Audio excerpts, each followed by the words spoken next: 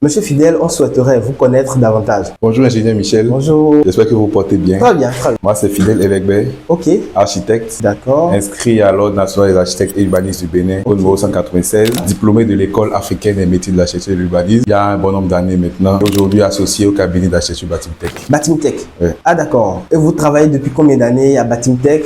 Ça fait quelques jeunes années. Sinon avant ça on a eu un parcours dans plusieurs cabinets de la Ah place d'accord, de la place. et à l'étranger. Ok, avant de vous associer Voilà, exactement. pour former le cabinet Batimtech. Exactement. Et principalement, je voudrais qu'on puisse aborder la différence entre l'architecte et l'ingénieur. Parce que là, clairement, les gens verront un peu plus. Quand on parle d'architecte, qu'est-ce qu'il fait? Et quand on parle d'ingénieur, qu'est-ce qu'il fait? Bon, vous êtes ingénieur, hein, monsieur.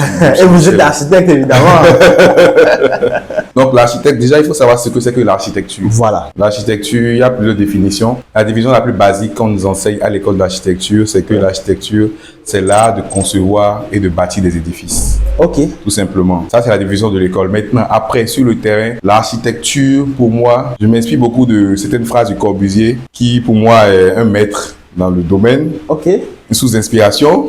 Très bien. Parce que c'est lui qui a ramené, on va dire, le minimalisme en architecture. En architecture. Sinon, avant son ère, c'était plutôt de l'architecture très brutale, détaillée. Avec lui, il est venu avec une structure poutre, poteau, dalle. Simple. Simple, minimaliste. Donc pour lui, l'architecture, c'est pour émouvoir. Waouh. Mais la construction, c'est pour faire tenir. C'est-à-dire, quand il y a de l'architecture dans une œuvre, Oui. on doit ressentir quelque chose en passant devant cette œuvre-là.